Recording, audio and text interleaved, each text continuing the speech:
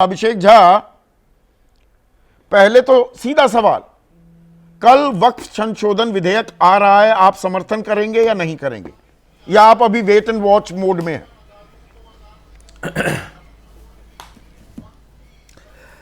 संदीप जी, इस डिबेट के माध्यम से तो फैसला नहीं सुनाया जा सकता है और आप जानते हैं कि हमारी पार्टी से हमारे सांसद दिलेश्वर कामत जी जेपीसी के मेंबर हैं और जितनी भी आशंकाएं विभिन्न मुस्लिम संगठनों से मैं प्राप्त हुई या पार्टी की जितनी क्वेरीज या सलाह थी वो सब जेपीसी को बता दिया गया है। हम आशान्वित हैं कि सबको इंक्लूड उसमें कर दिया गया है और कल बिल पेश होना है। असमंजस क्यों है इतना? करेगा और सीधा हाँ या ना का सवाल है, आप सरकार के साथ हैं या नहीं है? क्या मैं अधिकृत हूं संदीप जी हाँ या ना जवाब आपको यहां पर दे देने के लिए, या फिर हाँ या ना का जवाब जो देना है इस बिल को लेकर के वो यहां देने से होगा? अल्टीमेटली हाँ या ना समर्थन या समर्थन नहीं देने का जो फैसला है वो तो सदन के पटल पर नहीं, इसमें आप इस बात को लेकर मुतमईन हैं? ये आपके गले उतर गया है। 11 साल से सरकार है, ये यकायक इतनी आतुरता सरकार जो दिखा रही है वक्फ संशोधन विधेयक को लेकर, क्या ये जरूरी है? क्या दरअसल ये मुसलमानों के हित में ही है? इस बात को लेकर आप आश्वस्त हैं? देखिए, कोई भी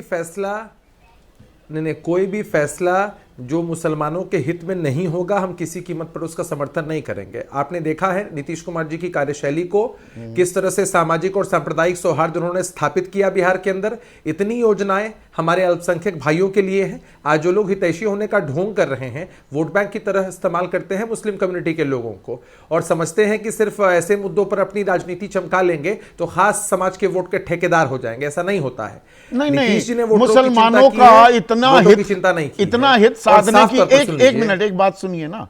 बीजेपी केंद्र सरकार में बीजेपी का कोई एक मुस्लिम मंत्री है या कोई एक मुस्लिम सांसद है? 80-20 की वो बात करती है, वो कह रही है नहीं मुसलमानों के हित के लिए है। ये बात आपके गले उतरती है? मैं बिल्कुल सीधा सवाल पूछ रहा हूं आपसे। संदीप जी, मुझे लगता है कि आप मुझे अब एनडीए के व्यापक प्रवक्ता के रूप में देख रहे हैं, शायद इसलिए आपने मुझसे यह सवाल किया है। मैं जनता दल यूनाइटेड का प्रवक्ता हूं। आप मुझसे मेरी पार्टी की बात करेंगे तो हमारी पार्टी ने इतने लोगों को टिकट दिया, इतने सारे हमारे एमएलसी अल्पसंख्यक समाज से हैं, मंत्री हैं बिहार सरकार में, हमारी पार्टी से हैं जमा खान साहब, तो हमने हमेशा रिप्रेजेंटेशन दिया है। केंद्र की सरकार में समानुपातिक तरीके से क्या है भारतीय जनता पार्टी के अंदर, इस पर विस्तृत तरीके से वो लोग बता सकते हैं। तो भारतीय जनता पार्टी का खुद का घोषणा पत्र, एक मिनट सुनिए ना, और अल्पसंख्यक तत्कालीन अल्पसंख्यक मंत्री मुख्तार अब्बास नकवी का कहना सारी वक्फ प्रॉपर्टी जितनी संपत्तियां वो तो 100% डिजिटाइज हो चुकी हैं। तो ये तिल का ताड़ बनाने की कोशिश की जा रही है जी, ये तो कब्जा कर लेते हैं ये मुसलमान हमारी जमीनों पर, कहीं भी वक्फ कुछ भी बोल देता है कि ये वक्फ की जमीन हो गई और वो हो जाती है। आधी अधूरी जानकारी पेश की जा रही है क्या? देखिए, कोई नहीं, अब जानकारी पूरी दुरुस्त हो ये हर किसी की इच्छा होती है और त्रुटियां गड़बड़ियां तो होती ही हैं संदीप जी।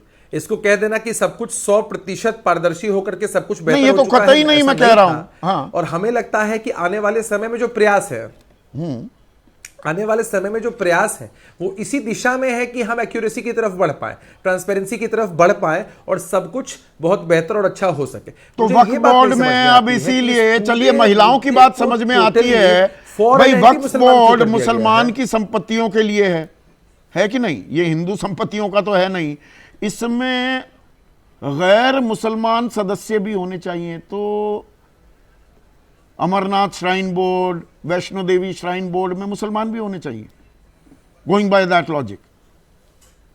आपको जानकारी होगी, नहीं, मुझे लगता है कि संदीप जी आपको जानकारी होगी, तिरुपति बालाजी बहुत बड़ा तीर्थ धाम है हिंदुओं का, उसमें भी जो कई सदस्य हैं वो नॉन हिंदूज हैं।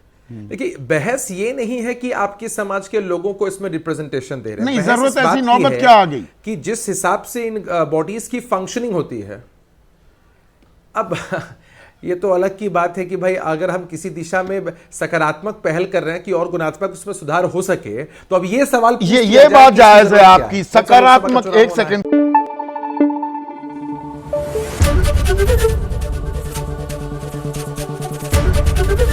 एबीपी न्यूज आपको रखे आगे।